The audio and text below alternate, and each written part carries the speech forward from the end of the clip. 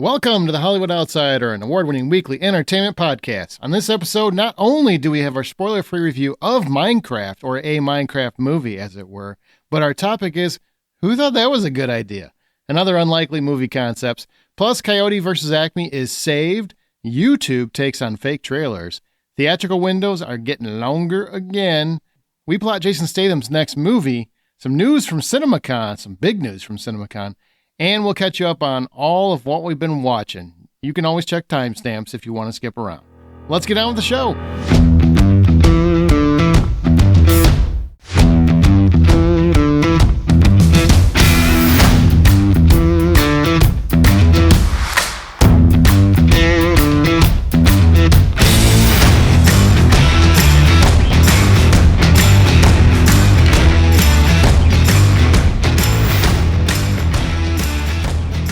My name is Aaron Peterson. Joining me today are my fellow host, John Davenport. Hey, buddy. Amanda Sink. Hello, hello. Troy Heinrichs. Nope. Did he get sucked into that Severance workplace? He is no longer an outie. He is stuck as an innie. I just wanted to tee that up so you could finally get this off your chest. You've been saying it's outie anything all day, and I don't understand it, so... Yeah. I wanted to play a game on the podcast. So did I, but they canceled Saw, so I can't do it. But this would have been fun because, it's like a trend right now in the actual Severance cast. And is this a spoiler? Don't spoil anything. Don't spoil anything. It's not. Okay, No, it's not. But they did this. If you've watched Severance, you know that there's an innie and an outie. Innie is the people at work. Your outie is the person outside of work. And this therapist, her name is Gemma. When she sits down with you, she has this beautiful Zen, very monotone voice. And it's very, you're innie. And so the whole thing is like, now people are roasting each other with it. So, okay, so I get, so it's, you're like this at work, you're like this at home. Is that what the idea is? But you can just focus on like, it's just the person. So... Mine could be... That's what I'm getting at. You're this, like you, Amanda, you're like this at work and like this at home. Is that what you don't need to separate it. But yes, that's what an innie versus outie is. This is why is this so complicated? It's not. Okay. But the whole thing is you would just sit down and you'd use that same voice. Your innie loves to take walks is like a positive one. But a roasting would be like, your innie is never on time to fucking anything, and that's for me. Well, that elevated quickly. Yeah, that got rough real fast. But I thought it would be fun if we shuffled names and then the four of us roasted each other with last time we did something like this, we were going to do something sweet and nice to and like talk about how great each other were by comparing them to cartoon characters or whatnot. And I got fucking Eeyore, so no, we're not going to do this shit. Okay, I don't know why you get okay, that was episode 600. That was the last. Go listen, it's fun. Episode. I can't believe that you would be surprised and or irritated by that comparison. It's mostly accurate. Honestly, I think it's almost too on the nose, John. It's a little... I don't agree with either one of you two people. Are you drinking? No, you don't even drink that much. So what? Is it acid? Cocaine? What? LSD? If it was cocaine, I would be more Tigger than anything else. It's something. If you don't see that comparison, it doesn't necessarily mean negative. I like Eeyore. He's adorable. He's plush. And he's got just also sad. He's got a good color. You know, he's got a soft...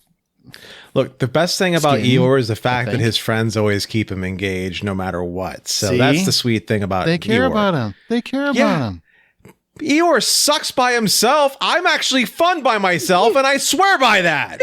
You're right. When you yell at people, they definitely get the feeling that you're fun by yourself. Not that you should be maybe locked up in a small cell somewhere for monitoring. I'm an amazing person.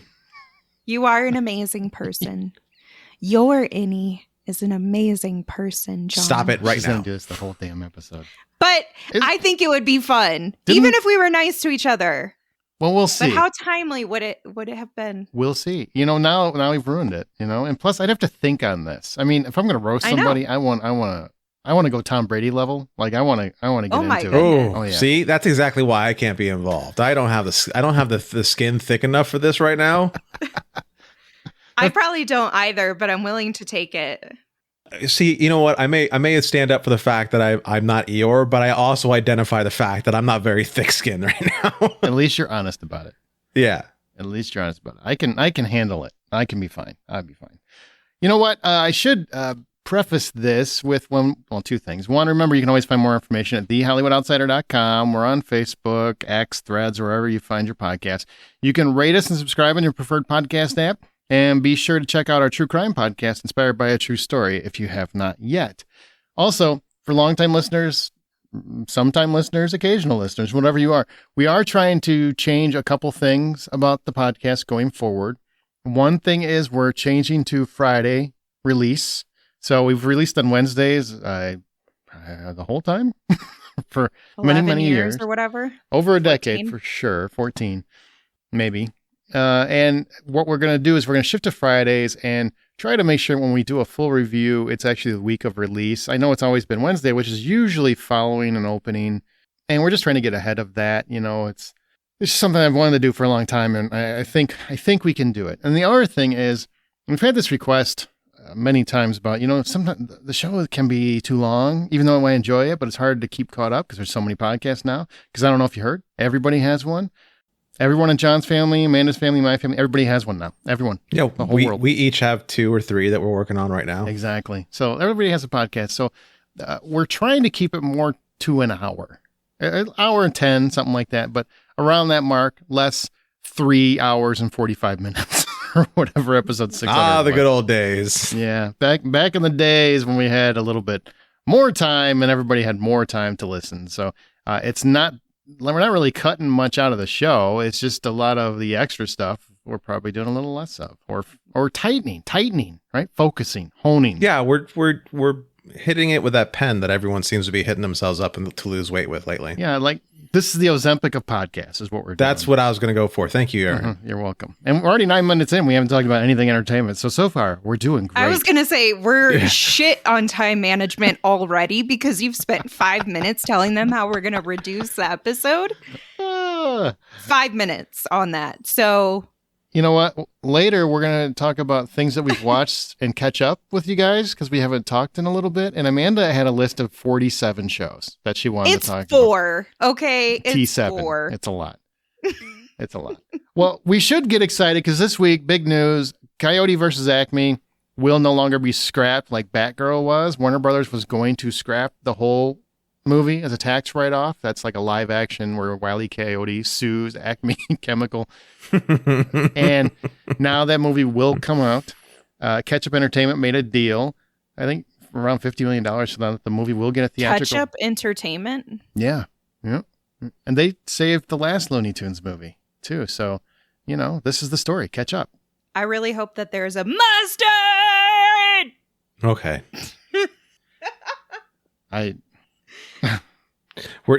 Don't do it because you're about to explain a whole joke and yeah. Oh, we don't need to explain mustard. Woo-sa.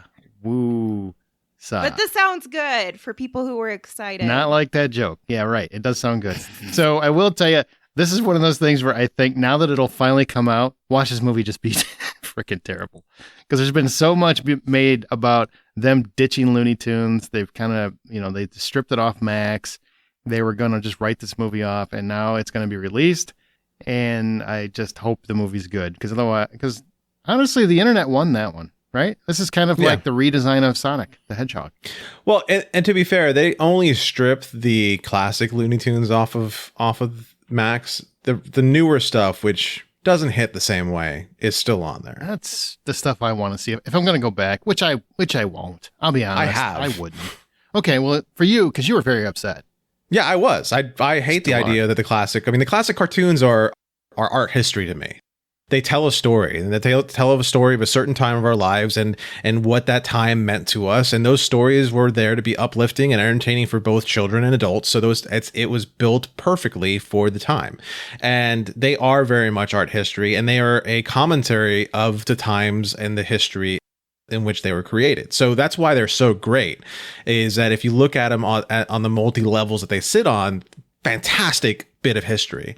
They hit so much different than the new stuff. The new stuff is very much trying to cater to children and not cater so much to adults, and it's trying to be safe and it's trying to be all these things.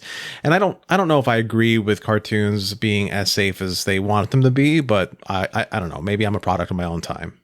I love that for you. Thanks. I love that look for you. I love it. What do you love for him that he likes? No, that just he wants them, that was them like safe? a mic drop moment. Like I have those once a year. That was it. Usually when That's the one for your you. mic literally falls down, that's usually Yeah. what happens. But Okay. sorry, it shouldn't. Cartoons were built different, though, in the past. Like, let's be very honest about that. John's right that they were much more creative, and I don't agree with that.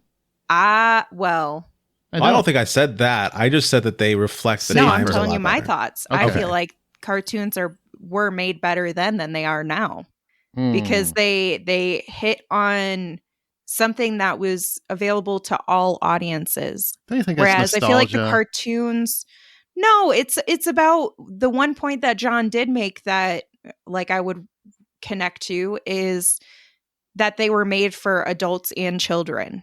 Like there was something for both. I just started rewatching some of my old cartoons that I liked when I was younger, and I was like, wow, there's a lot of adult jokes in here I had no idea about. And I don't feel like we still get that same creativity today with cartoons. It's probably not as subtle. Maybe that is fair. I don't think it's as subtle because I do think there's plenty of adult humor in the. I mean, Wile E. Coyote is basically just beating the shit out of himself, and for 5 minutes at a stretch. Bugs Bunny is literally terrorizing a hunter while he's trying to terrorize a rabbit. I mean, those aren't nice. Pepe Le Pew is totally a stalker.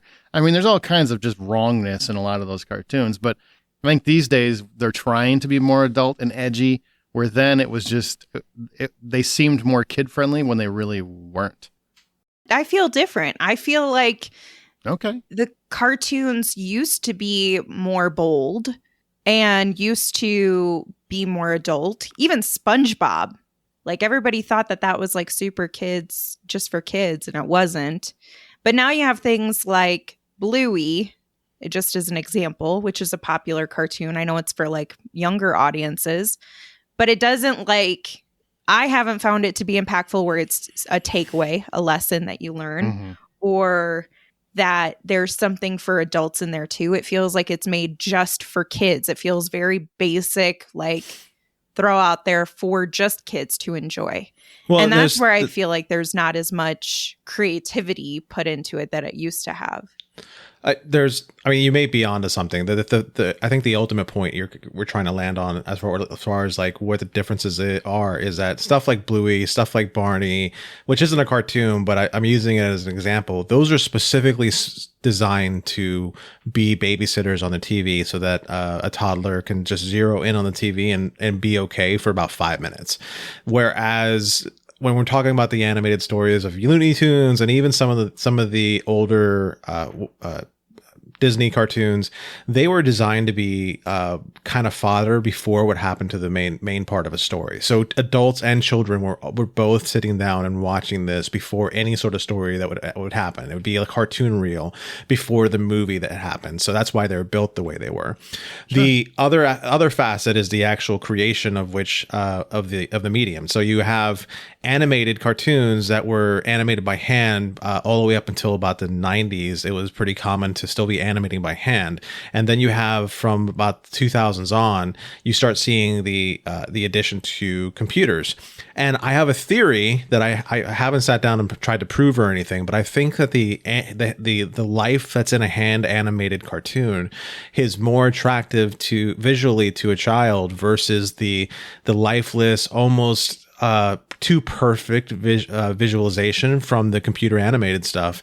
And that's why you see that some of the older cartoons still have an impact that they even had back then, versus the life that you see inside some of these new cartoons just doesn't hit the same way, because it doesn't have that same shaky quality or the muddiness of the color, because they're using real paints and they're mixing the colors together. I look at something as stupid as how Beavis and Butthead was purposely animated in a way to have dirty water in it. And it added to that whole nature of what the... See, this is why you don't get me on cartoons, because I can start talking wax. What about dirty water? So Beavis and Butthead purposely used dirty water to mix the colors. What? Yeah. Oh, this is fascinating. Look at this. I had no I didn't know we were idea doing that was a thing. an educational podcast. It's but here we are.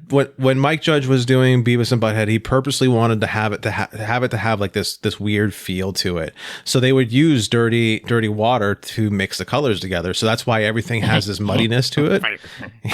Fire.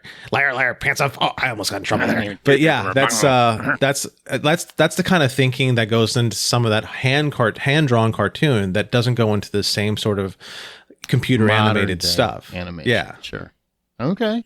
Look at that, Amanda. We grew. I don't know if you saw that, but we just grew. Mm-hmm. I'm very happy. Good job. And that was a total impromptu conversation based off of like Acme and Coyote being taken off the shelf. God, I really hope that movie doesn't suck. Okay, so Now. YouTube turned off ad sharing for fake AI trailers, or at least for a couple of those big ones like Screen Cultures, I think is one of them.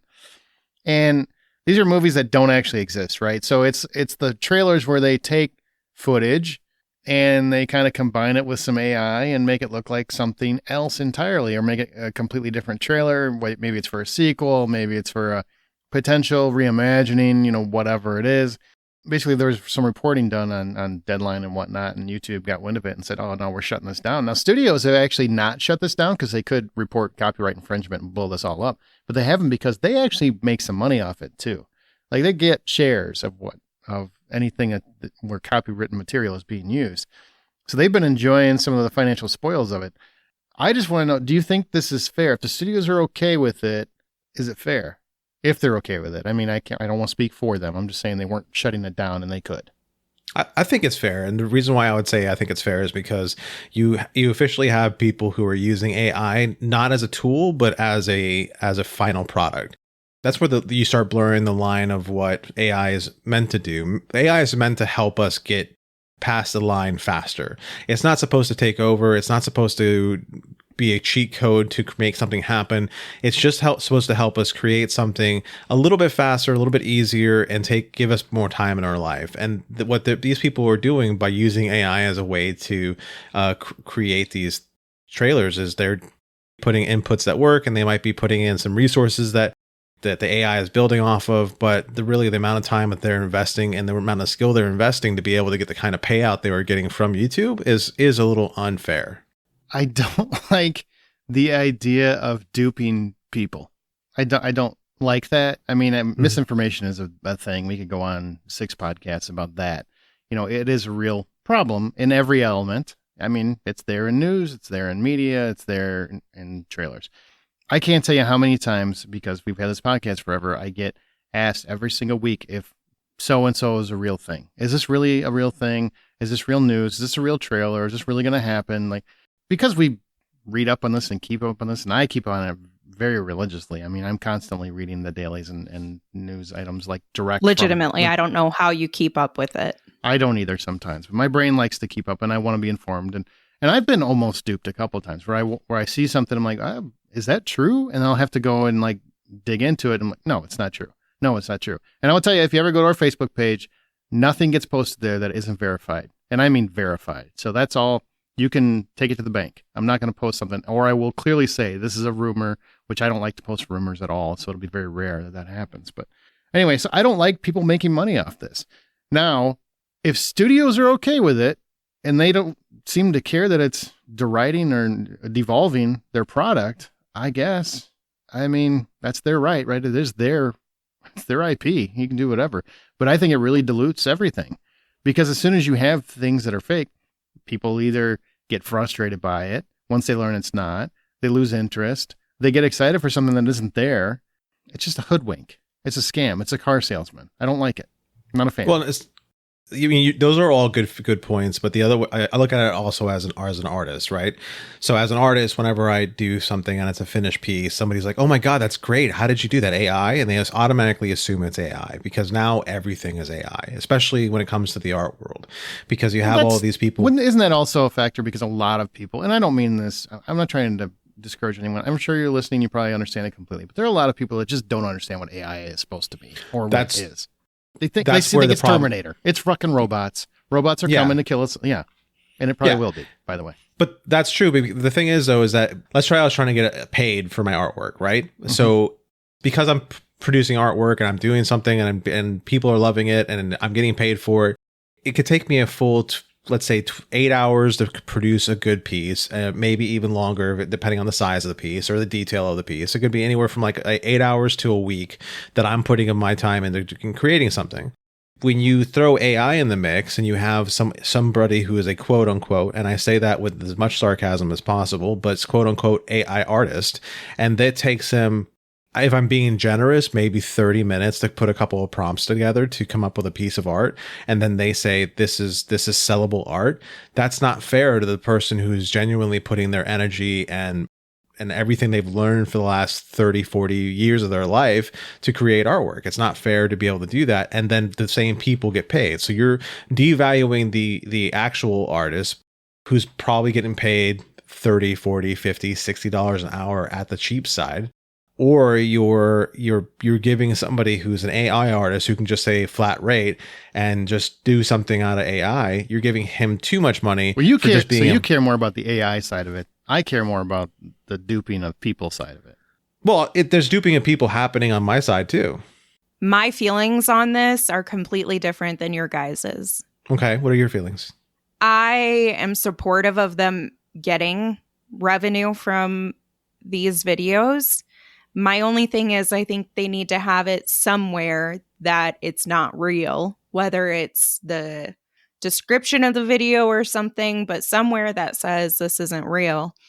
And kind of like Aaron said, if the companies are fine with their IP being used in these what if scenarios, then why is it an issue for us? I feel like it's still an artist doing artistic things because somebody still has to create the idea. Somebody's still creating the vision for it, even if they're not the ones that are putting it all together. And I do agree that artists that are more intentional with the craft of them actually doing step by step should have like a higher rate of pay than someone who utilizes AI. But to me, I see it more as a tool. We have so many tools in the art world that are there to make it easier for you. This is just another form of it. But do I think it should be paid the same or that the rates should be consistent? No, because it's a different level of mastery and effort going into it. Well, it's interesting because the reason for them shutting off monetization is that the policies state you need to change it significantly to make it your own, and videos cannot be duplicative or repetitive and should not be made, and I love this, quote, for the sole purpose of getting views. What are... That's literally every video on YouTube. That's literally what YouTube is. It's literally what YouTube is. And if you monetize it, there's obviously a goal of getting more viewers. That's the dumbest thing I've ever heard. It's weird. The response from KH Studio, that's the other one. That's a big one. Yeah, that the intention of it is to entertain with what if ideas, not to mislead people. And that's what I'm supportive of. There's an entire Marvel Disney show about what if. There's a comic book series called What If. This is just another facet of that. I think they're full of shit, but they can take that stance if they want. I think they're perfectly happy misleading people. Well, see, it's fun. The other part of what's dangerous here is that AI artwork or videos cannot be copyrighted.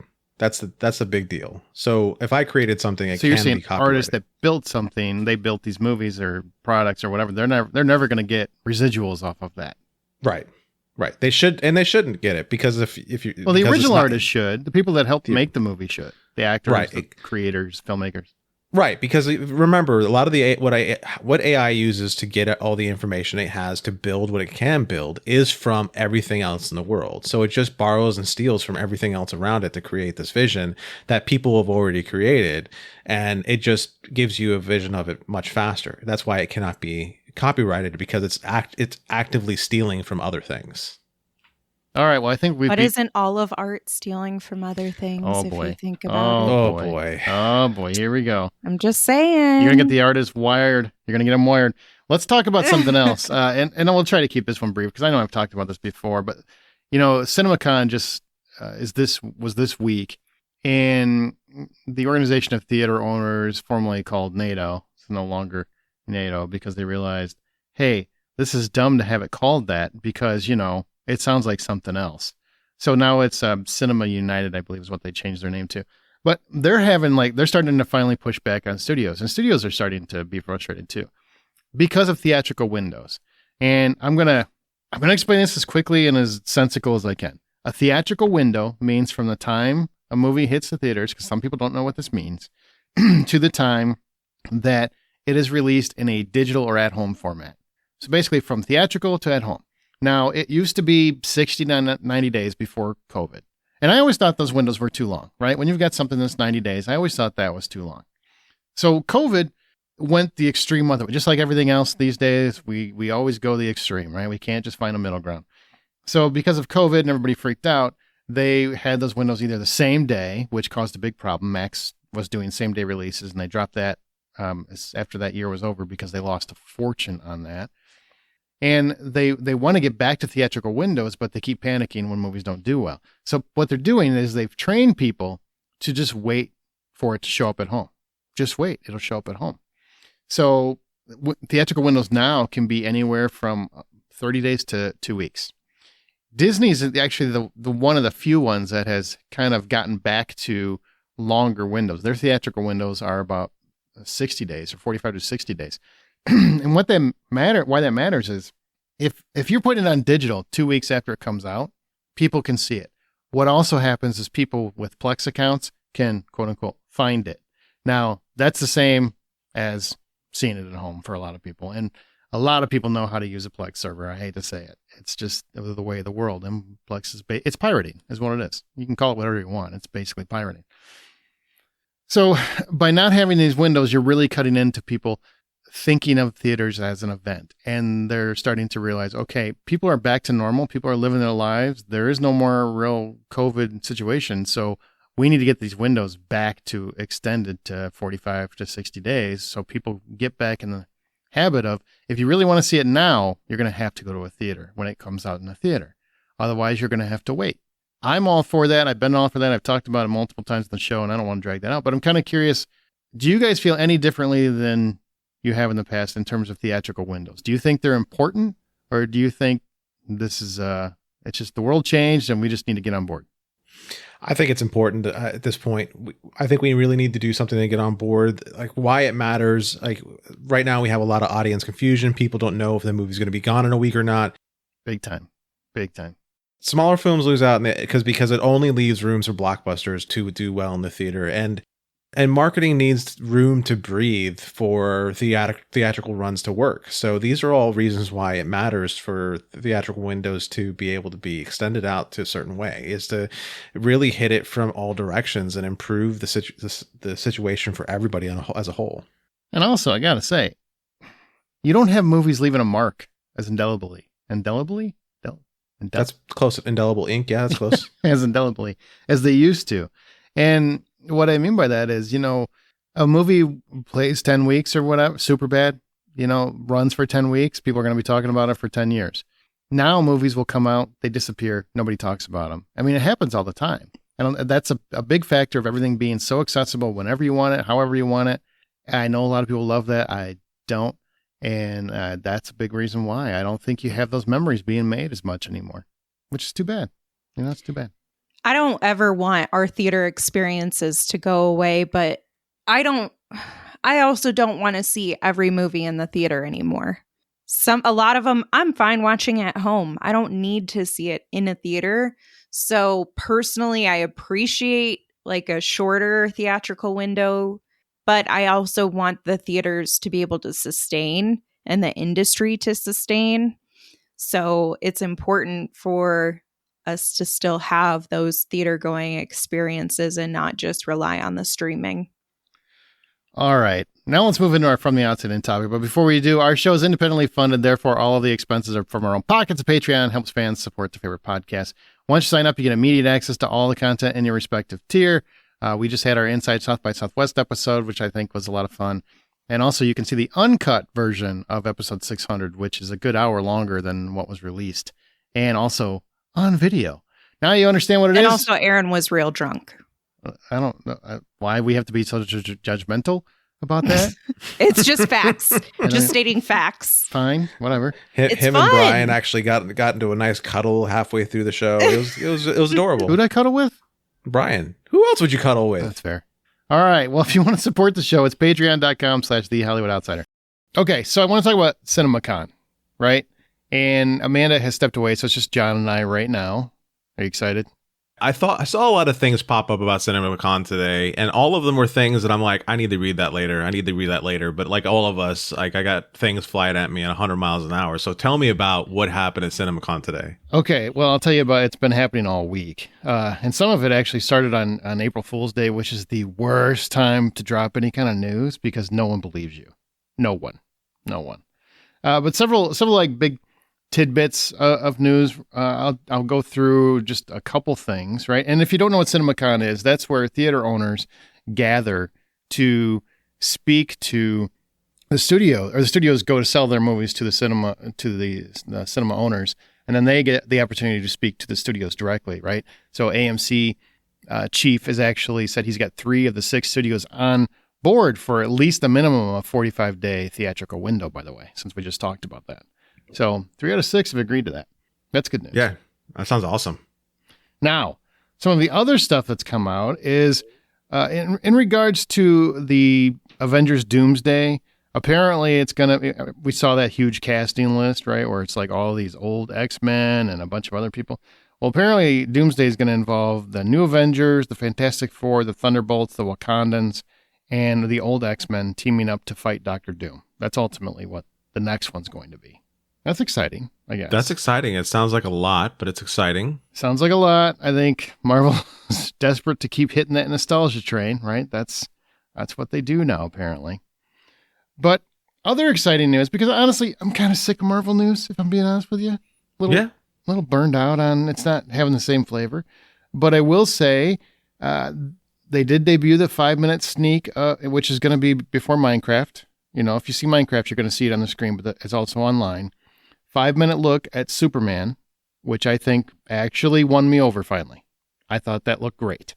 I thought it looked great too. A lot of it is from the trailer that we've already seen, but the thing that they added more of the crypto scene, and they added more of the Fortress of Solitude, and the crypto stuff. Like almost immediately, I was like chuckling, and I had a welling in my chest over the excitement because of the crypto stuff. It was just so cute and adorable. You're a goddamn sucker. It's a dog. I'm a sucker for a good dog, you know? It's such a good boy. I'm with he's the best boy.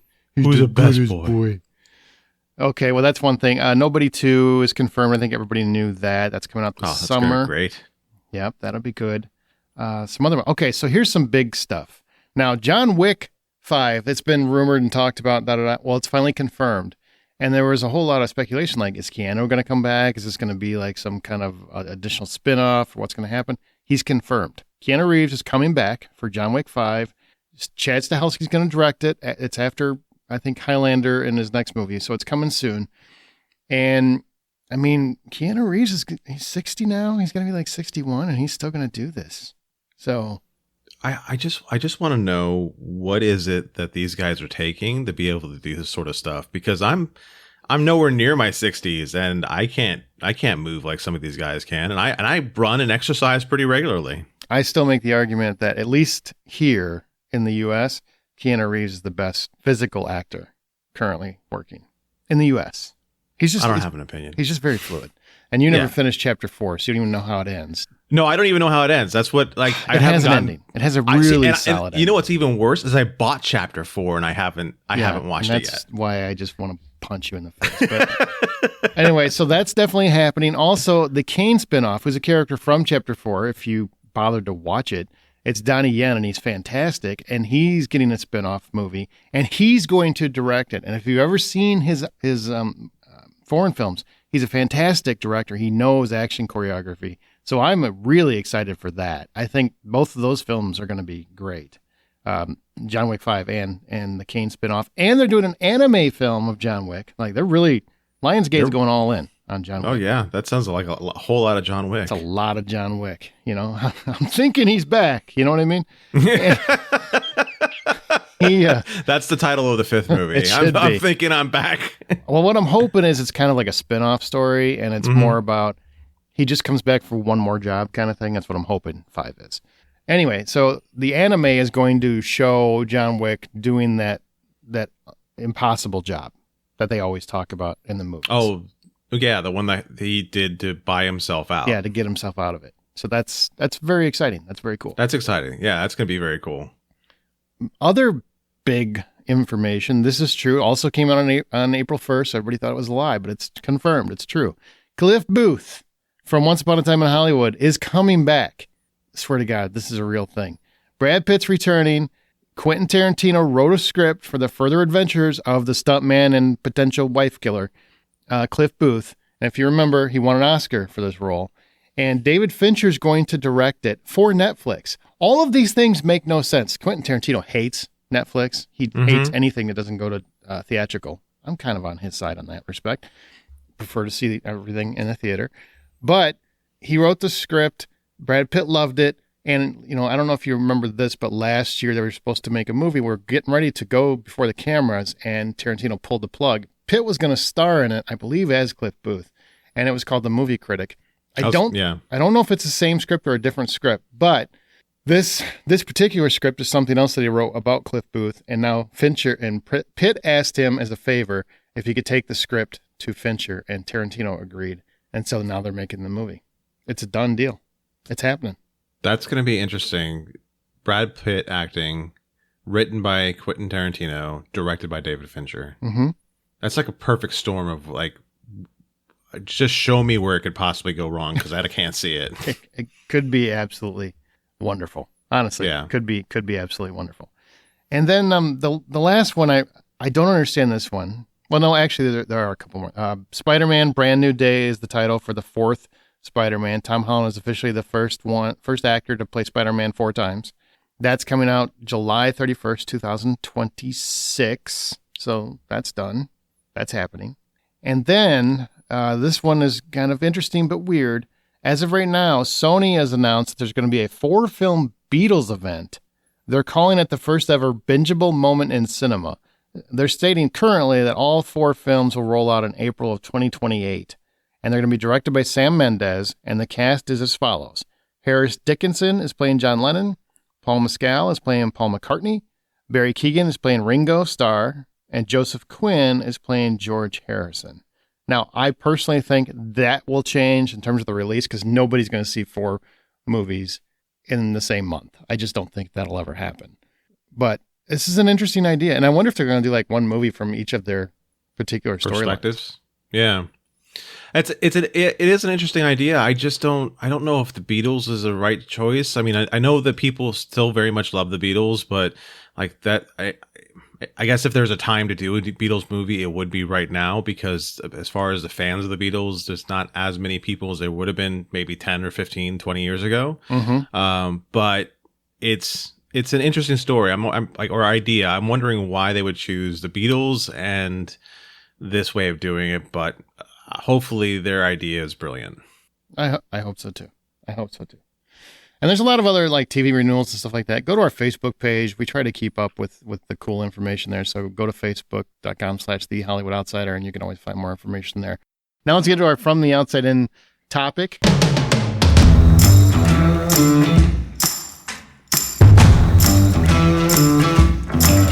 Okay, so this one's going to be a little short because, like I said, we're kind of adjusting to a new format. We'll find the rhythm here, but I just want to. Why is Minecraft a good idea? And who said it is? Hang on, let me ask the question here. So, is Minecraft proof that Hollywood is really getting desperate for IP, or is this a good idea? Can you make a case that it's a good idea? Now we're gonna review it shortly. I'm not telling you how I feel about this movie until we get to the review. I won't do it. But is this a good idea? I mean, this is a game about blocks and shit. Okay. So forgive me for being the one to stand up for a video game. I'm not knocking video games, sir. I'm not. But here's the thing about Minecraft. Okay, I'm listening. Massive fan base, over 3 million copies served. I think it's right up there with McDonald's as far as hamburgers at this point. And it's got a massive generational reach to it because the game's been around since 300 million, not 3 million, 300 million. That's what I meant to say. That's a big difference, John. It is a big difference. I feel like I may have said 3 that's million. Not McDonald's. That's more like Arby's. So I'm looking at my notes, and I did not. I have 300 million. You're absolutely right. So, but still, over 300 million copies served. It is a generational video game because it's been around for such a long time that you've got kids who are now adults who have their own kids who have their kids playing it at this point. So it's so many people at this point have found connections within this video game, and it's got its own community and fan base to it. So it's massive. So yeah, that's one of the reasons why I would say this is a good idea.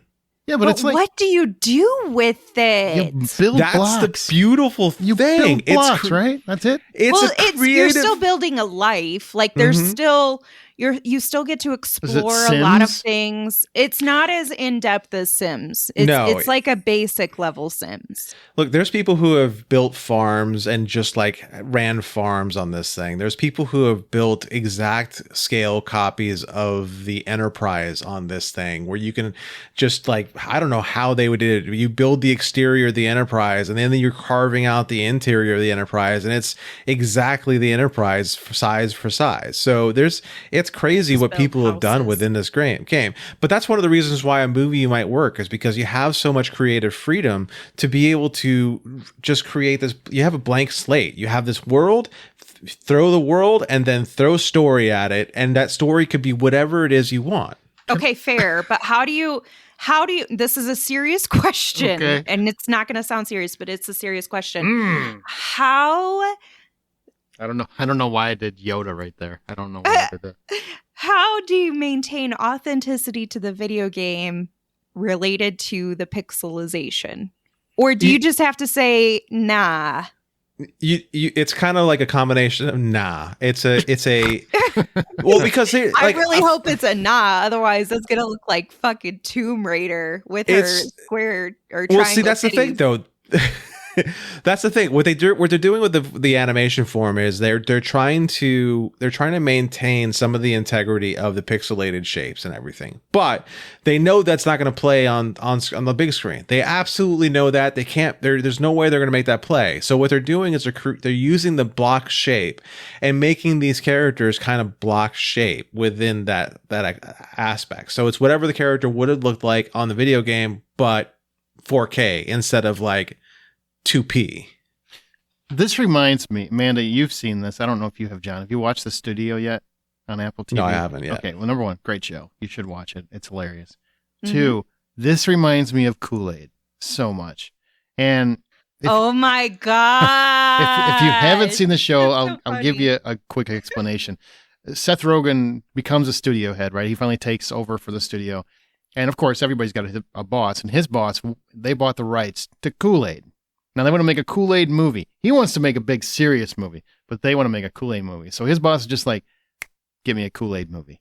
And so his job is to make a Kool-Aid movie. He's trying to make one with, like, Martin Scorsese, and it ends up being this very, I don't want to ruin the episode, it ends up being this very dramatic pitch. But ultimately... This is all happens in, like, the first episode. Yeah, this so is it's just not like the first he's spoiling episode. a bunch. But that's what it reminds me. I feel like the studio went out, bought the rights, said, we need Minecraft. And then they're just sitting around going, all right, make a Minecraft movie. And somebody's like, well, how do we make a fucking Minecraft movie? And they just go, I don't know, but make me one, because we're going to make But I millions. get it, because it's also kids, like, to John's point, Sure. the generational piece of it. Sure. You have the adults who have been very invested. You have, and that connects especially too with like Jack Black being in it, but he's also a big fan favorite for kids. So then you get the kids in for not only Minecraft and just the IP of it, but then you also get them in with Jack Black, which is not as creepy as I just made it sound. But it's gonna make money. That's the craziest part of all of this. I mean, Jack Black is today's equivalent of like a Dionysian parade at this point. Wait, like that what? he is. That went deep. What do you mean? You know what? That's going to be for me. I and don't the two even know people. what that. I what don't he know. said. Yeah. The Greek god Dionysus. What? I've heard it both I ways. did not pay attention to Greek mythology. I'm not a Greek mythology study. No, so what is it? Just explain what you were trying to say. Like, what is Jack Black? So the Greek god Dionysus is known for being a party animal. He when he shows up, that seems like the easier way to say that, but I understand. He elevates every smarter. situation with this great We didn't party. get it. Huh? We are not going to accept that. We're going to make him the dumb one, and that's just how it's going to be. I said he just said it's smarter, and we were too dumb to get it. So anyhow, he in himself is portrayed. You know, he is Dionysus on Earth. He's out here. He's having the best time. He is committing to every single little bit and every single little thing, and he is having the best time. And it shows in most everything he produces. On top of that, you throw in the sheer animal magnetism, and I'm not going to try to sit there and put some like colorful other words on top of it, of Jason Momoa, who also is somebody who's showing up and just making a meal of all the scenery that he possibly can in absolutely every movie that you throw him in. This is also part of the Kool-Aid pitch. I really think this is okay, so the studio heads are just sitting around going, we got the IP, we need a Minecraft movie. What's that about? It's about building blocks. Oh, shit, you mean the Legos? Sure, kind of, but pixelated. Ah, cool. We're going to need Jack Black, and we're going to get Jason Momoa. We're going to pay him a shit ton of money. What's the movie about? We have no idea, Jim. Just make the movie. And then someone goes out and makes the movie. That's what I'm picturing. That's all that I'm picturing. That's your job. Yeah, that's your job. I got the freaking rights. I got the movie, and now I got the actors. Make it happen. I put it all together for you, Jim. Yeah, I put Lobo in your goddamn Minecraft movie. Fix it. Make it work. Make this magic. Movie magic. Let's go. Chop, chop. And I mean, I get it. Like, John and I are big fans of Battleship. That's Oh my God. That's fucking stupid. But we like the movie. And it has nothing to do with the game. It's not even close to the board game. That's right. They made it completely different, but it's kind of a fun movie, you know? It's Peter stupid. Berg was like, how do I make a movie out of Battle this? Shots? Yes. So Yes. fun.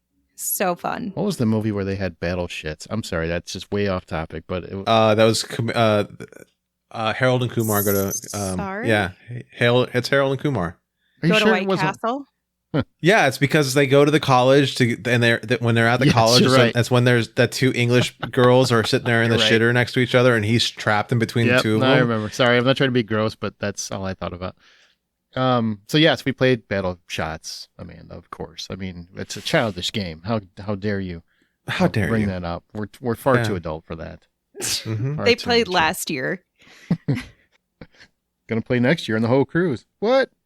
What? So I also I want to say, is there any like games or movies that you think would be very, very hard to adapt, but you would love to just see them try to make a movie out of it?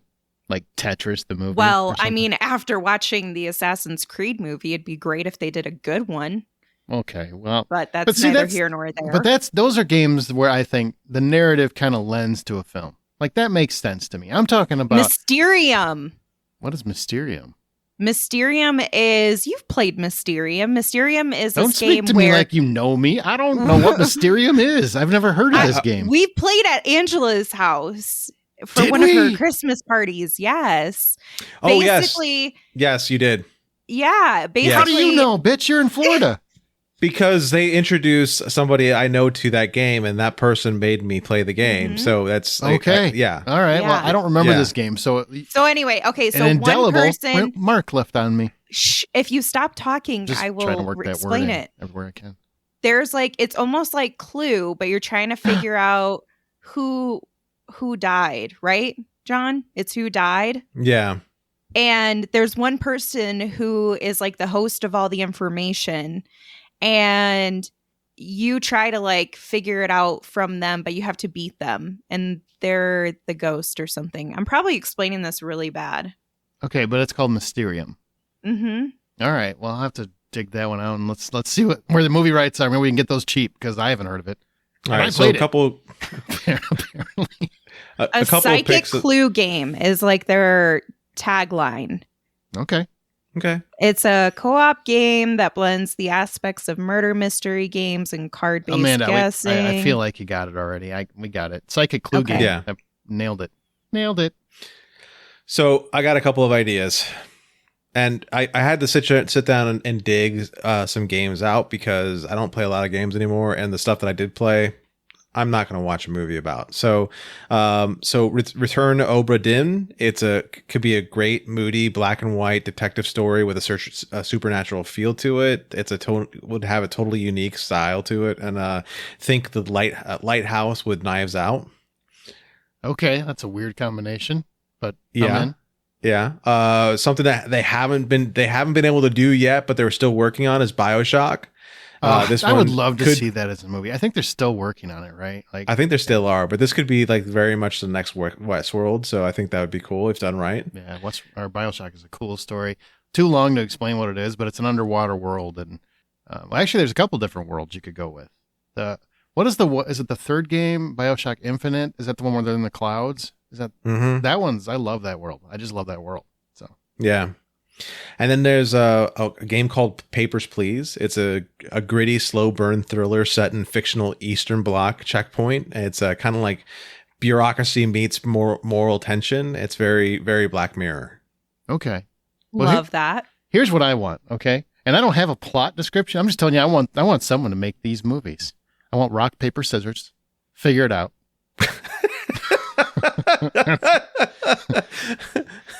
Parchment, boulder, shears. Yeah, something. Rock, paper, scissors. I want to figure that out. And what you could have three characters, and each one has rock, paper, scissors, and basically they're trying to save the world, and they have to, I don't know, go through different tests and. They're going working through a together. maze and they're trying to get out. So every decision they have to rock, paper, scissors. Fine, I'm in. Just make that work. You can make frickin' Minecraft work. I think you can make rock, paper, scissors work. And I play a game quite often. Usually on Wednesdays with my buddies.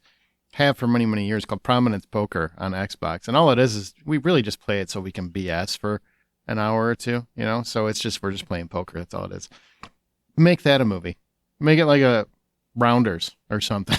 I don't know, but just find the plot within, because there's characters in that game that some NPCs that bounce around. So you could make something out of that. I don't know how you do it, but I will watch it just because you named it after something I play every Wednesday. Okay. That freaking simple. Is it bad that I have never seen Rounders? I just had to look it up. What? Matt Damon and John Yeah, Malkovich there's at the most great Malkovich cast. he's ever been at his entire life. He has the worst accent in film history. It's amazing.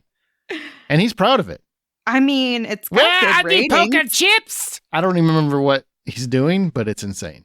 It's just insane. Yeah, I got to check this out, I guess.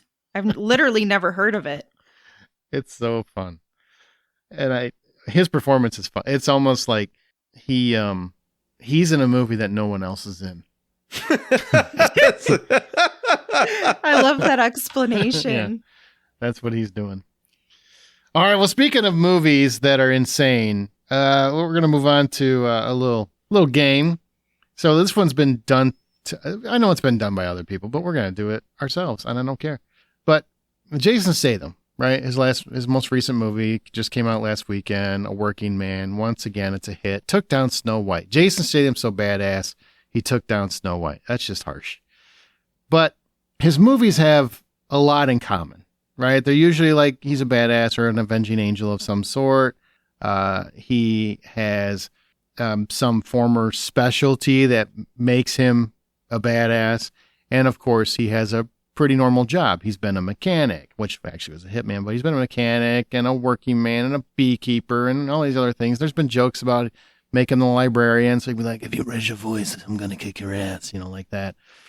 So let's make our own Jason Statham movie. So first we have to agree. We got three things we have to agree on. First is a reason for his revenge or his involvement in a plight of vengeance of some sort. What do we got? Who's got an idea? I'm going to go with Somebody in his family wronged him. Okay, well, he's usually a loner, but I like this family. Okay, what do you got, Jen? All right. Former MI6 betrayed him. So a former MI6 team betrayed him, and he was the only survivor from the mission. So what is he avenging? That betrayal? Yeah, that betrayal. I'm going to lean more toward family. That feels more Statham. But I think we can tie in what you just said and make that his former experience. Okay. Maybe you can tie it. Well, no, I have one for his former experience that I really like. Okay, we'll make that pitch. Let's go with family because we're voting, so it's 2-1. Sorry, buddy. Okay, so we're going with family? Yep. I think you gotta have family. Well, let's say let's make it a niece. What do you think, Amanda? Let's make it a niece or something. That's fair. Yeah. So he's still not a committal person, but he loves his family. There you Love go. it. So how about this for that idea? Let's build it off a little bit. His daughter was recruited into an underground fight club. Niece. Posing Niece. as a, We don't want daughter. Niece. Got to be, right, because he's a loner, man. It's Jason Statham. His niece was recruited into an underground fight club posing as a yoga retreat. That's the deal. What the fuck? I'm in. So she goes to yoga. She like shows up with a mat and everything. And then it's like an underground fight club and they won't let her leave. That's right. Okay. I'm in. Yeah. So, sorry, Amanda. And then his... This is wild. Well, I just built off of your idea. Have you seen his movies? This is fine. We're fine. This is fine. Yeah. So, and then his former specialty, he was a demolition expert who once rigged a cruise ship to explode and then unexplode. Was he That's interesting. Speed 2 or something? No, not Speed 2. Okay, so he's a demolitions expert. Yes. But also he likes to blow stuff up. Coincidentally. That's perfect because that's the vocation I want. Okay. Hang on. Coincidentally, he's also a martial artist because while he's waiting for bombs and shit to blow up, he has to a lot. Mm-hmm. Okay. Okay. All right. So what's the job? I want his vocation to be a firefighter. Ooh, so we call it the firefighter? Yeah. And he blows shit up? And he's going to save his niece from an underground fight club. I was going to go with ice cream truck driver. Nope. What the fuck? That's firefighter creepy. fits what you said. What? The ice cream truck driver. That's why it's so much different. No. He had to go so far away from it. That's too far. Now we're too far. Call the movie Cold Justice.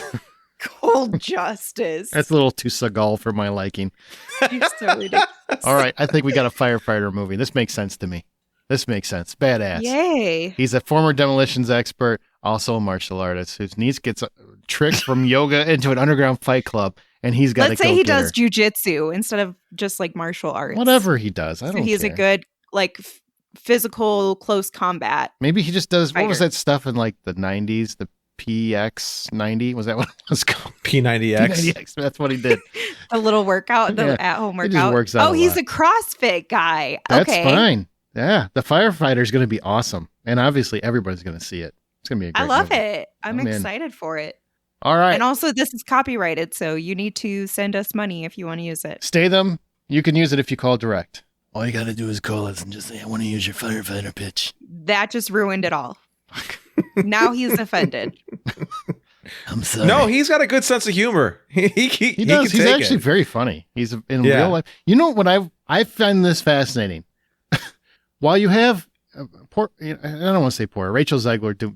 She's obviously needs to be trained in how to do media. Okay, fine. But you have her and she's doing media and just causing a big mess for herself wherever. Jason Statham keeps making hit movies. He hardly ever does interviews. Good luck finding interviews in the last couple of years. He just doesn't do them. He just chooses not to. He keeps everything very private. He doesn't do any social media. Doesn't care. Like apparently in his contracts, he's like, I'll take a lot less if I don't have to go promote this damn thing. Because he does not do hardly any interviews. It's wild, but he's a very funny guy. Well, that harkens back to the mystique and the power of not having that much access to the movie stars. That's what he wants. Yeah. Yeah, it's great. It's brilliant for him to be doing that. I remember listening to stories of some of like Clark Gables or stars like that who had to be like airlifted on sabbaticals directly after filming a movie because they wanted to keep them out of the public eye as much as possible. Yeah, and when I think Jason Statham, I usually think Clark Gable. See, there we go. Sorry. Hey. There are some upcoming attractions we're going to talk about. Amanda and I are going to take turns on this, and we're going to start with theatrical, and then we're going to and we're going to tell you what's coming out at theatrical, streaming, and digital next week. Fair enough, Amanda? You ready? I'm ready. Go first. You go ahead. All right. So April 11th, we have Warfare, From filmmakers Alex Garland and Ray Mendoza, a platoon of Navy SEALs embark on a dangerous mission and remedy Iraq with the chaos and brotherhood of war retold through their memories of the event. Now, I've heard this is Alex Garland's best movie since Ex Machina, which is saying a lot to me. So I'm in. Then we've got Drop. That's from Blumhouse and director Christopher Langdon. A widowed mother's first date in years takes a terrifying turn when she's bombarded with anonymous threatening messages on her phone during their upscale dinner, leaving her questioning if her charming date is behind the harassment. And drop means drops on your phone, right? Sure. I don't know. If you read the description, it doesn't sound very enticing to me, but it's a Blumhouse. The trailer's good. Trailer's film, fun. So yeah, I'll still watch it. We have The Amateur with Rami Malek and John Bernthal. Yeah. A CIA cryptographer manages to blackmail his agency into training him to let him go after a group of terrorists killed his wife. Let me tell you, he had, spoiler alert, not really, it's been a few weeks, but he was on Daredevil as the Punisher. You know, they brought the Punisher back for a scene. Mm-hmm. We all knew it was happening. Yeah. He has like one scene and he's phenomenal. Like phenomenal. As soon as that scene showed up, I'm like, why don't we have a Punisher show instead of Daredevil? I care so much more about this than I do. He was just so good. So good. Streaming. You switched to streaming G20 on April 10th on Prime. And this is Viola Davis and Anthony Starr, by the way. So Homelander is in this. This is basically their best version of Die Hard. I just heard him on an interview today, and he was talking about how much he loves Viola Davis, and he thinks this movie's a lot of fun. So terrorists take over the G20 summit with President Sutton, bringing her governing and military experience to defend her family, company, and the world. So it's Viola Davis kicking some ass, and if you've seen a few of her movies, you know she can beat some ass. So this should be fun. We stan her. Something I'm excited to watch is Black Mirror Season 7 coming to Netflix on April 10th. Ooh. Another 6 episodes with a star-studded ensemble, including Paul Giamatti, Kristen Milioti. Oh, it rhymes. Kristen Milioti. Kristen Milioti, Issa Rae, Awkwafina, and Peter Capaldi, as well. The series first returned to a previous storyline with glimpses of the USS Callister. I have no idea what that is, but I love Black Mirror. It's the Star Trek episode. It's kind of like Star Trek. Okay. Yep. Which is good. And she's great. I will watch Kristen Milioti in anything. Your Friends and Neighbors are April 11th, too. Apple TV Plus, John Hamm plays a hedge fund manager who recently divorced and then fired in disgrace, finds himself resorting to a life of crime by breaking into his wealthy neighbors' homes. So John Hamm is just playing a dick. That's a stretch. I'm going to watch it because I love John Hamm. I love him too, but his best roles is already he's being a dick. That's true. Yep. That's true. It is. All right, so coming to digital on April 11th, we have Gunslingers with Nick Cage and Stephen Dorff. You know that's big money. When the most wanted man in America surfaces in a small Kentucky town, his violent history and a bloodthirsty mob seeking vengeance and a king's ransom soon follow. As brothers face off against one another and bullets tear the town to shreds, this lightning-fast gunslinger makes his enemies pay the ultimate price for their greed. Ooh. And then lastly, Dogs Are People Too. They are. April 11th is a documentary from dog lawyers in Detroit to clone farms in Iowa. Dogs Are People Too explores the four-legged civil rights movement sweeping across America. Dogs may soon be considered non-human persons, changing the human-dog bond forever. That better mean that your bereavement policies are getting updated, okay? Yeah, hopefully. And Bryce Hopefully. Dallas Howard is also doing a movie called Pets, I think, for Disney Plus. I think it comes out the same day. Dogs and pets, and I'm just a happy guy. I just love it. And then maybe some Stephen Dorff to cleanse the palate.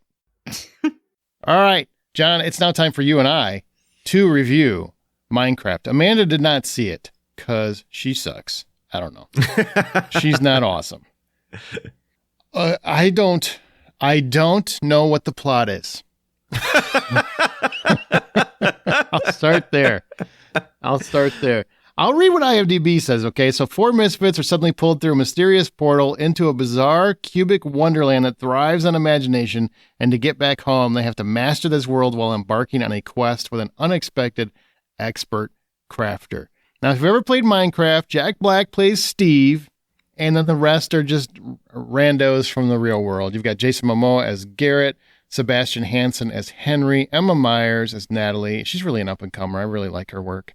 And Danielle Brooks as Dawn. And then, of course, you got Jennifer Coolidge back in the real world. Now, we're not going to spoil anything, but this was a weird movie. And I like how you had to say weird twice. So we're gonna. It wasn't just a weird movie. It was a weird movie. We're gonna talk pretty casual. Did you play Minecraft at all? Have you played? I never played Minecraft. I had friends that played it. My nieces and nephews have all played it. I've always been shown their worlds, and I'm like, that's really awesome because I like it when anyone can starts to use that creative mind of theirs, and I get to enjoy watching that do that. It's too much for me, and I would end up getting kind of bored with it if I tried to play it myself. But yeah, I never played it myself. You? I've played it once, didn't get it, wasn't for me. That's one of those games, right? But it's essentially building blocks, right? It's just, and we talked about it earlier in the podcast, but it's like you build a world. It's really about creativity. You can make the world anything you want, essentially. Would you say that's fair? That's very fair. Okay. Well, this movie, nothing about it is what I expected. I'll start there and try to be fair with that. We're going to talk pretty casual. We're not going to spoil the movie. I'm just going to tell you what we think about it. So it opens, I'm not making this up. It opens with probably a good 10-minute exposition scene. Yeah, 10 to 15-minute exposition, completely narrated by Jack Black. And it feels like it's a whole movie on its own. Like, there's enough there for one movie. Mm-hmm. And then you get back to the real world, and that gets you back to this world, and it's just,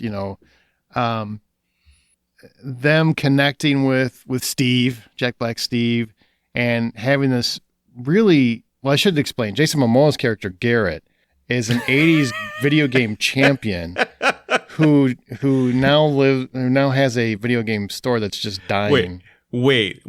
Hold on. You're missing the best part of the description, okay? What's the best part? Not only was he an 1989 video game champion, but he was the video game champion of a partner's video game, but he played by himself because he was able to use the controllers and hit all the buttons with his hands at the same time. So he just played both characters on this co-op game and beat people that way because he is the garbage man. Yes, he's the garbage man. Here's what I got to say about this, okay?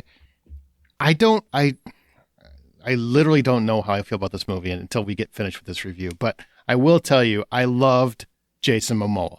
Oh, God. I loved Jason Momoa. Tighten up.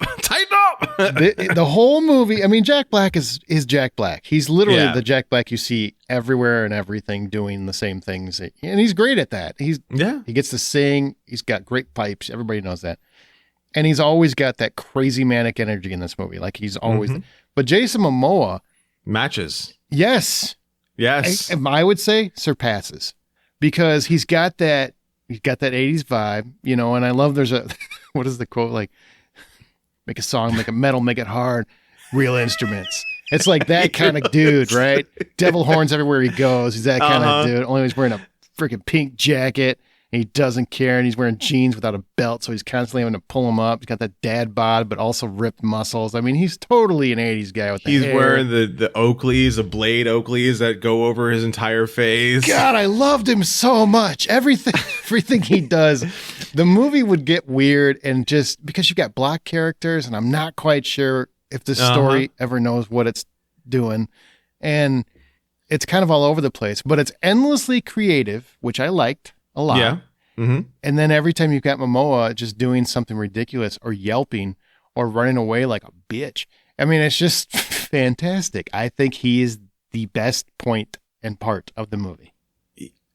He's like a perfect counter to the energy that Jack Black's giving. It's Jack Black shows up and he's got this like swagger about him that is almost unearned because he's just in this world. He's right on that whole Jack Black persona, really. Yeah. Yeah, he's just, but he's got that great energy about him, and Momoa is matching him move by move. But the only difference is Momoa isn't as badass as he thinks he is. He tries to be, and he sucks at it. He's a boob. Yeah, that's the best part. Is he's playing like if he was the lame version of himself. You know, like the loser version of Jason Momoa. That's what he's doing. The guy who wants to be Jason Momoa, you know, he's got a freaking Trans Am, and you know, he thinks he's hot shit, and you know, I could pick up babes whenever I want. Nobody's getting in his car. Nobody wants to be near him. His car doesn't even work half the time, and he pouts and throws tantrums, and he's just sad at life. He's the version of Aquaman everyone thought they were getting. That's true. That's true. That's funny. So there, I'll say that's my most positive thing about the movie is I loved Momoa. Emma Myers too. I think she's really talented, and she was in A Good Girl's Guide to Murder. Yes, I'm a big fan of hers. Sebastian Hansen was okay as Henry, but in terms of the cast, I mean, Momoa was really the one that impressed me most. Everyone was really great, but you're very much right. I think Momoa made a lot of great choices that was counter to his whole image, but also put him into a different category for the future. His ability to just transform into this character, because everyone thinks of Momoa as being like 100% swagger and badass and don't mess with him, but yet this character is not that at all. Yeah, he totally put himself out there, and I respect that. It's and they're like a great buddy team. They really are. Yeah. They really are. Jack a great Black buddy and team. Jason Momoa are a great buddy team. Yeah. Yeah. They seem like they were just meant to be together for some reason. I don't know why. Now, what did you think about the whole concept of this world? Do you like because making Minecraft a movie is an impossible task, and I realize they're just doing it for the IP, and because, as we learned earlier, 300 million games sold, right? It's a very valuable IP. Yeah. And it's going to do very well worldwide because it's just a goofy, colorful movie that's meant for kids. I mean, I think hell is the worst word you hear in this thing. Yeah. The thing I'll say is that I was paying attention to the crowd that was in the movie with me. So for as much as I possibly could while I was watching the movie. And it was very cool because by paying attention to the crowd, you can definitely tell the nods to the game. And because, you know, something would show up on screen and everyone like, oh, and you know, and that was, and I would know those things. Yeah. Yeah, we wouldn't know those things are while we're watching it, but the crowd knew it. The crowd was connected.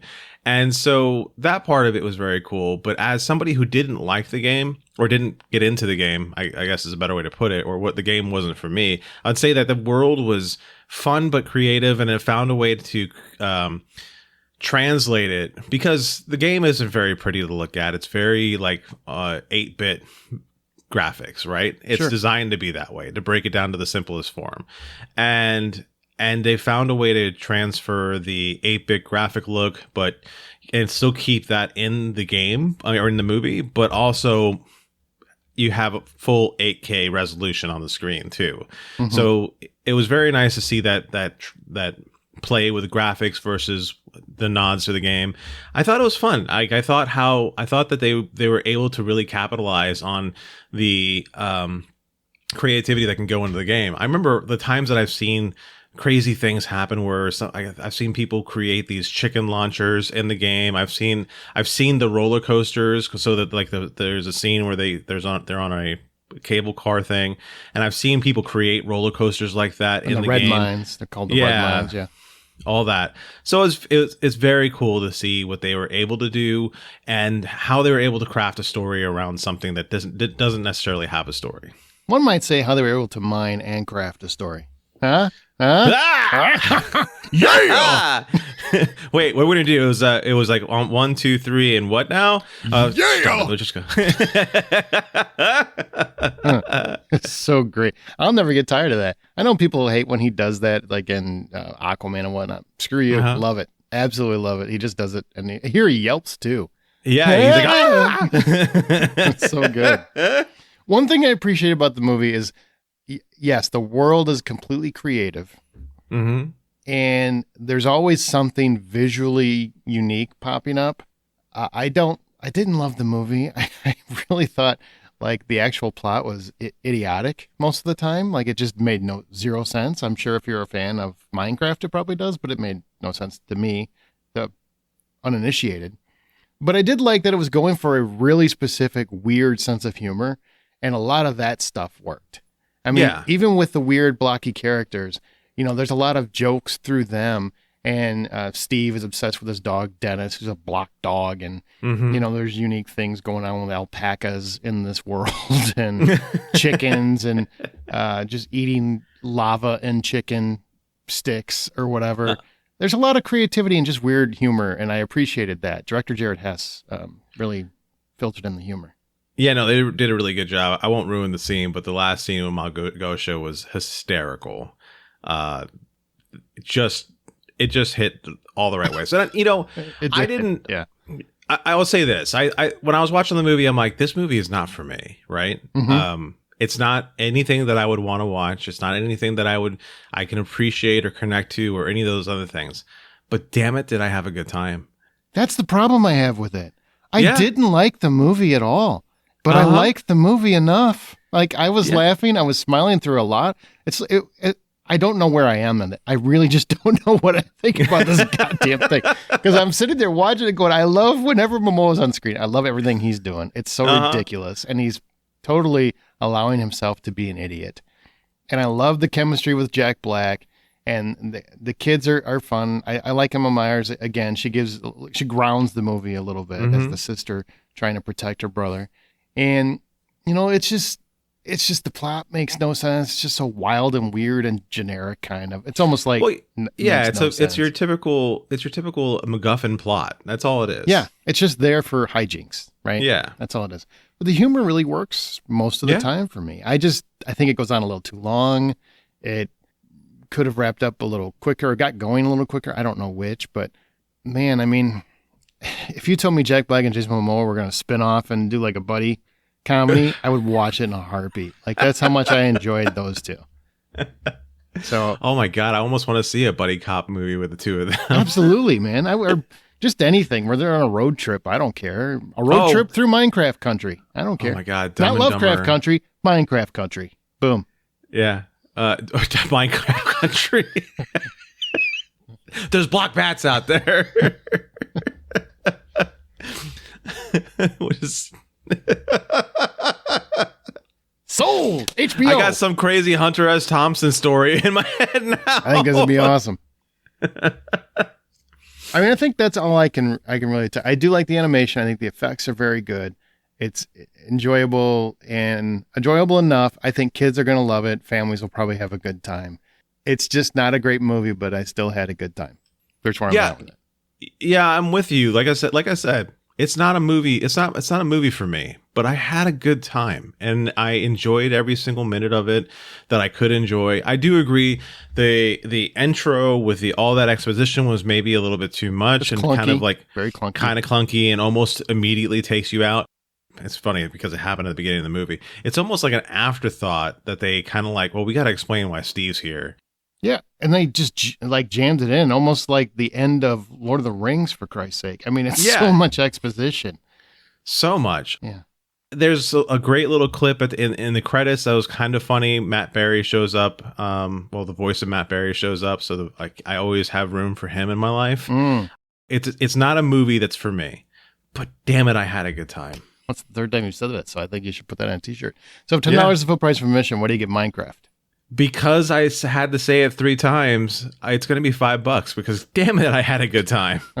I give it $5.50. And really, you should pay the ticket price just so you can see Jack Black and Jason Momoa go nose to toes. It happens in the movie.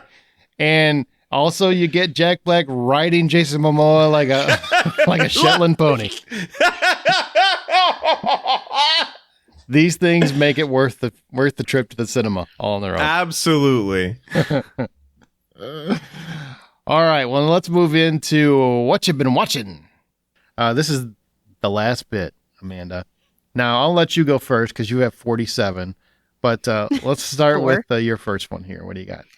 Okay, so Suits LA, which is the one of the spin-offs of the original Suits show, is now on Peacock. And I rewatched Suits. I actually finished because I hadn't watched the entire series. I had dropped off for one reason or another. So I finished that out. Then I tried watching Suits LA, and it is pretty terrible. I hate to say it, but Stephen Amell should not be our basically new Harvey Specter. He doesn't have the charisma, man. He does doesn't. not No. at all. It feels very moot and boring to watch that show. It just doesn't have the same chemistry and pizzazz and wit that the original Suits had. So don't really recommend, but I will say it was cute to see Harvey Specter make a return in like episode 3 or 4, I think it was. But even that was not worth it. I had to fast forward through. So are you done? Did you drop it? Yeah, one episode and I was not willing to do another. Fair enough. John, you want to mention Falling Skies real quick?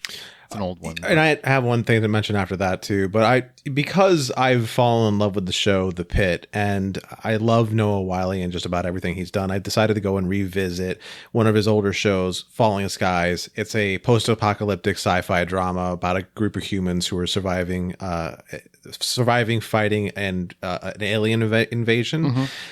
And he leads he's a former history professor who leads a troupe of people called the Second Mass, and I just think it's a great show. You can find it on HBO Max, and I never really was able to watch it from the beginning to the end, so this is the first time I'm taking the time to do that. And it's got a rich, good story to it, and it's got a lot of layers, so I'm really enjoying that, and it's made me very happy to revisit and then see things about the show that I missed when I was on TV before. So again, that's Falling Skies on HBO Max. Okay, so I saw The Residence, which is basically Knives Out in the White House. And I want to say it's 8 episodes, and it stars Uzo Aduba. She was in Orange is the New Black as the star Cordelia Cupp, who's basically Benoit Blanc or Sherlock Holmes, whatever. She's the best detective in the world. She's obsessed with birding. It's weird. And there's a murder in the White House. And, well, one thing I do think is interesting is this was originally going to also have Andre Braugher. R.I.P. And he passed away while they were filming. So Giancarlo Esposito, who is a friend of his, stepped in and took his spot. And you can obviously tell he played this role completely different. But he plays A.B. Winter, who, I don't want to say too much, but you can just, it's a mystery. It's a murder mystery. It goes over 8 episodes.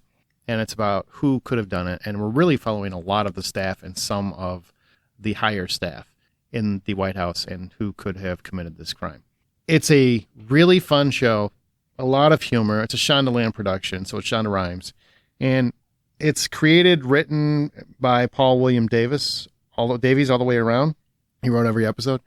And it's very fun. It is drawn out too much. I really think this could have been done in half the episodes, maybe a good 2.5 hour movie, really. But, I would agree. Oh, did you finish it too? Mm-hmm. But I will tell you, like, the final episode is a fantastic reveal episode. Like, so good. It was such a great wrap up. Like, I loved it. Absolutely loved it. And there's a lot of red herrings, and there's a lot of things going this way or that way. They really pay off all the clues that they had been building up to for the previous 7 episodes. Like, it's worth it. Like, it really delivers at the end. And you get a lot of stories kind of diving into people doing everyday jobs at the White House, which I thought was really interesting. So I really recommend The Residence, and it's on Netflix. And, I would give it a good $7 in terms of the score. It's a good show. Very good show. Worth the watch. I would definitely watch another season. Oh, sorry. Score. Suits LA 1. Okay. So next up, I have The Life List, which is a little romance comedy on Netflix. Basically, this woman's mom passes away and sends her like a bucket list to complete. And that's how she's able to get her inheritance. It's a cute coming of age self-discovery film, but nothing that's incredibly new or inventive, I would say. It stars Sophia Carson, and she's adorable, and Connie Britton. I love Connie Britton. Anytime she's in anything, that's basically her mom. So it was a cute story, and I liked that there were the moments where she is accepting the loss of her mom through this process. So I'd give it like 550. Again, nothing new or crazy, but it was a cute movie. Where was that one at? Netflix. My OG. John? Did you have one more? I checked out Death of a Unicorn over the weekend. It's fun. I like that one. It's such a stupid, fun movie, and I just loved everything about it.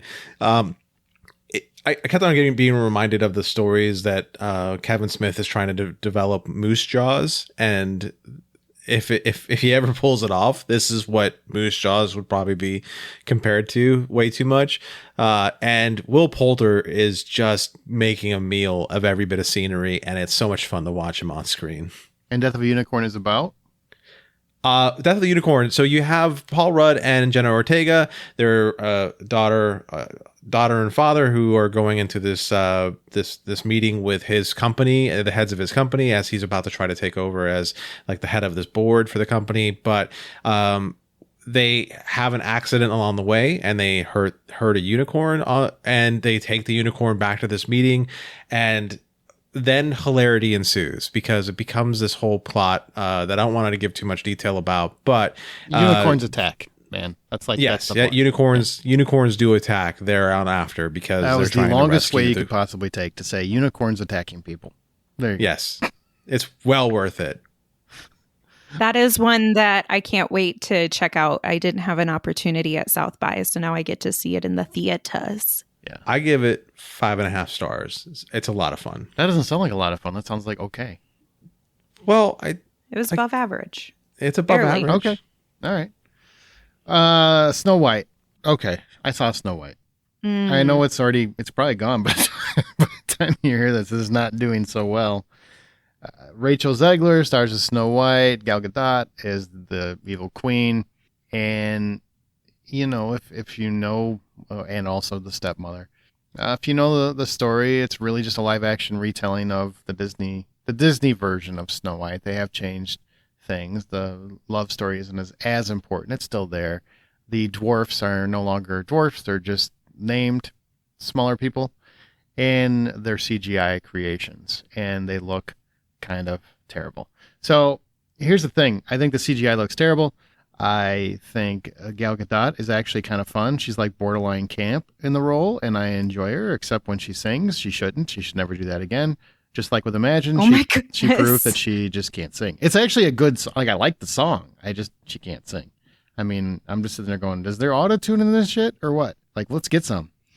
Rachel Zegler, I realized, boy, has she polarized a big portion of the country.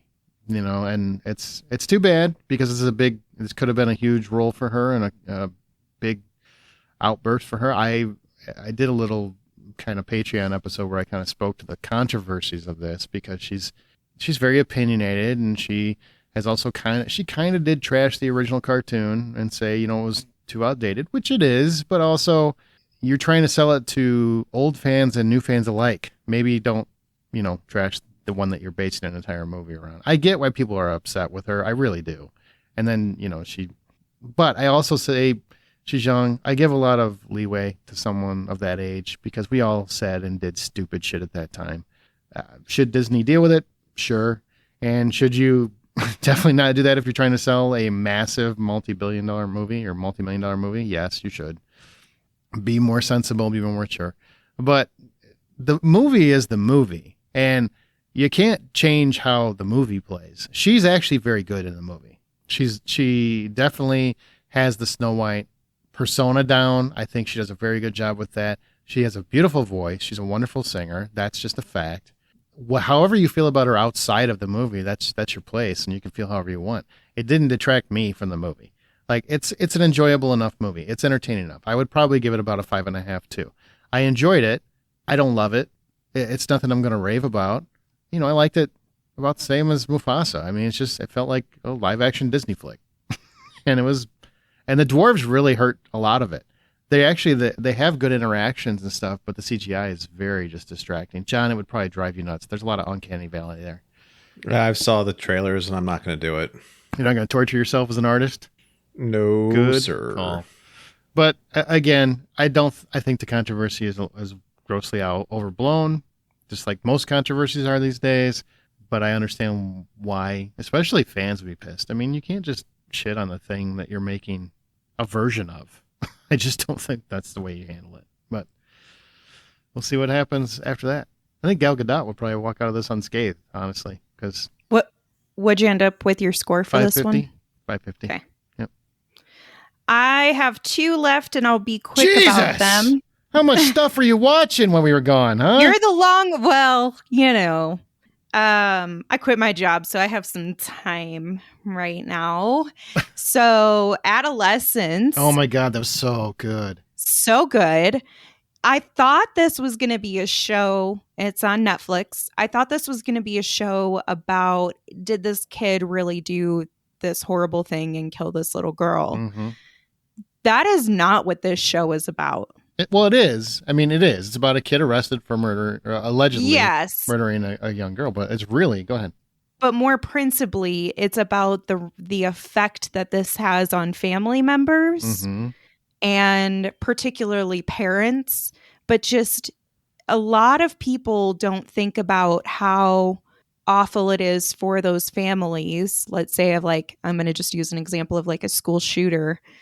Immediately people are attacking the parents and they're awful and it's your fault, and they get harassed and people get violent, they get death threats. Like, a lot of things happen, and sometimes, not always with anything, but there are people who are completely innocent. Like, they had no idea, they raised their kid so well.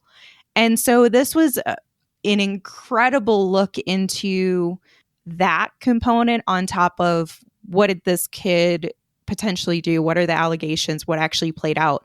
And surprisingly, especially for Aaron, I'm sure, because you're not a big fan of young actors typically. Not usually, no. But Owen Cooper, who plays Jamie Miller, is outstanding. Fantastic. Yeah. Truly incredible. Like, I was beyond impressed with this kid. And it's his first role. That's his first role. Oh, really? I didn't know it role. was his first. Owen wow. Cooper. Amazing. Yep. Yeah, he's going places. And you left out a big part of it. Like, they're also looking at incel behavior and kind of social media impact on young boys in particular, and what that does to mental health, because they're dealing with so much adult material before they're mentally capable. And it's fascinating. It's the ease of people being able to bully you too. Like, at least when we were younger, we could escape it when we went home, or we went to the movies, or we went, somewhere that made us feel safe, right? Now it's everywhere, because online is your community. Exactly. It's your community. Yeah. And so you can't escape it if you're the kid who's being bullied. So it was really, really great. I think it was only 4 episodes or something. Yeah, it was fairly short. 4 episodes. And it doesn't do anything a normal true crime, or not true crime, but a crime drama would do. It does it. It's very specifically its own way. And the last thing that I wanted to... Before you move on, you got to talk about the shooting, I'm going to talk about the shooting style. Each one of those episodes is a one shot. So they do, from start to finish, they rehearsed it multiple times. And even Owen Cooper plays that kid, the 3rd episode is really a lot about his psychology, and it's a one shot. Like, it's one episode and the camera doesn't break. And I think it's episode 2, because they all the episodes are like that. And I think it's even the second one. The second one has a shot that I thought was just freaking phenomenal. John, you'll appreciate this because it involves drones. So, throughout the whole, and a one shot means the camera doesn't break. They're shooting the whole episode at that time. So they're shooting a 1 hour thing with one shot. They're not breaking, they're not shooting, setting up, and so they have to practice this multiple times. And as that episode goes on, I think it's episode 2, they do a shot from a location while someone's walking, then it picks up and basically flies to the crime scene and sets down there and still focuses and finishes the scene out. It is phenomenal. Like, it's phenomenal filmmaking as well as a great story. So and I gave that one $8. I don't know what you gave it, but it was well done. Very well done. Yeah, that's well on my list of things that I want to watch for sure. Just watch it for that drone shot, man. You love drones. Go check it out. Yeah. Okay, so last but not least is Severance, Apple TV Plus. If you haven't heard of this show, I'm genuinely shocked. Mhm. Essentially, Severance is a story that has Adam Scott in it as the lead guy, and it's created or just produced and partially written by Ben Stiller. I don't know the specifics there, but I think he was just a producer. He was a Anyway. creator too, I think. But go ahead. Was he? I think, Okay. I don't remember, but go ahead. So It's your anyhow, show. the whole thing is about what happens if we were to separate No, our work life. Dan Erickson is the creator. Dan You're right. Erickson. Yep. If we were to separate our work life from our personal life, you don't have to even think about the work stress when you go home because your brain literally is separated into two. And this happens when there's like a trigger, that happens when they go through the elevator. And season 2 just wrapped up. It had its finale recently, had a very, oh my God, the conclusion to the season was well worth it. Worth it.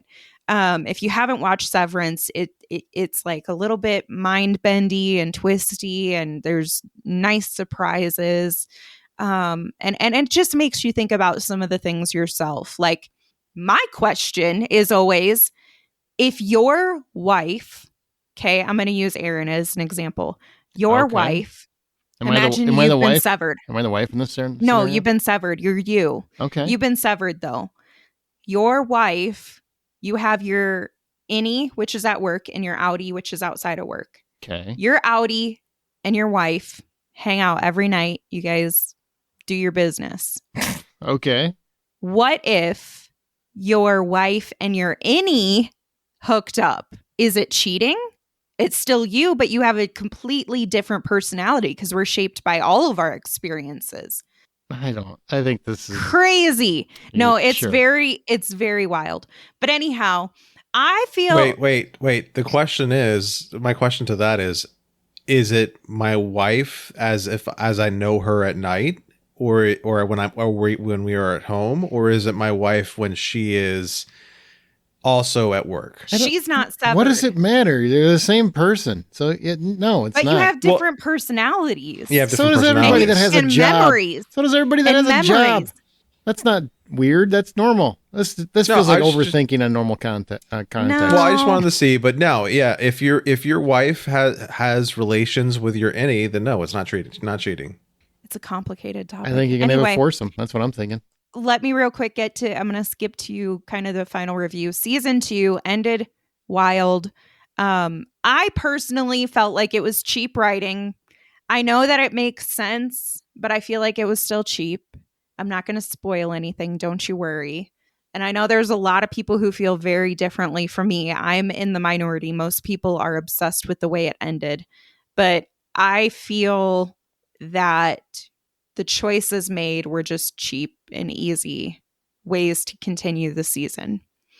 So it's just my feeling. I liked it a lot, though. It's not better than season 1, in my opinion, but I would still give it like a good 8.5. Oh, I'm glad you're enjoying it. And yeah, a lot of people are talking about it. All I got from Severance coming out is it led me to the news that Ted Lasso is definitely coming back for season 4, and it's officially Woohoo! confirmed. That's really all I care about. I tried Severance, tried it twice. It's just not for me. I'm not knocking it. I know everybody loves it. I'm happy for them. I'm happier to watch something else. So Like Ted Oh, Lasso. yeah, like I Ted finished Lasso season Reacher. 4. Reacher Amanda? was really good. Amanda, No, we're literally no, trying no, to keep it to an hour. No. We're trying to keep it to an hour. We're already at and an we're hour well and over. 20 minutes. And it's all because of you. It's all your fault this time. You wanted conversation. Damn. This is just you talking. Fuck me for trying. Yeah, but we don't need to talk about Reacher anymore. We all saw it. We all love it. But Aaron has done all the talking that needs to be done on Reacher. I was just saying he was right. That's Well, all. Okay, well, now we can Thumbsies, hear her upsies. out on this part. Yes. All The right. right part. Just say that one more time. Okay. Oh, Aaron was right about Reacher. okay. It's great. That's it. That's all we I need. love the season 3 ending. So good. The fight between him and Paulie, Mm. fantastic. Mhm. Fantastic. And Dude, John- he's so big. I just all think natural. about like all natural, Amanda. That's what he Yeah. keeps saying. I'm like, nobody looks like that all natural, dude. Nobody. It's impossible. So the only thing that messed me up about Polly and Reacher is so that the actors are Alan is 6'3" Mhm. or 6'2", Or 6'2". 6'2", you're right. He's 3 inches Yeah, short. so Alan is 6'2", so he's my height. And then Paulie, the actor playing Paulie, is like 7'2". Okay. So for Paulie to exist in the world, he's almost 8 feet tall. What? Why do you say that? Because he would have to, because he's a whole foot taller than the character of Reacher. And Reacher's 6'5" in the books. So okay, so then even, so it's 3 inches even more. then, so 3 inches more. No, but the actor is 7'2". Why are you overthinking this so much? Who cares? Because he is fucking huge. It was a great fight. It was a great fight. Yeah. I don't really care I'm not taking measurements. I'm not I'm not taking a tape around him. Don't make it weird. Well, they also explain too. Let's just go back to Amanda said I was right, and that's all we need to focus on because we need to wrap this up because we're trying to make shorter episodes. Because we're leaving. We're done. We're done. Goodbye. Time to go. We're done. Thank you, everybody. Thanks for listening. And at this point, I'm putting a cap on how many shows we can talk or things we can talk about at the end of this. I'm telling you that right now. That's going to be a cap. He's going to edit more than half of this out anyways. Oh, I have one more. We're done. No, I'm just All kidding. right, guys. Share your thoughts on this episode or anything else on our Facebook group or page. We're on Threads, whatever else. But thehollywoodoutsiders.com is our website. You can please rate us and subscribe on your preferred podcast app. And remember, the next time you head to a theater or stream comfortably on your couch, buy popcorn. See how easy that was? We're done. Good night.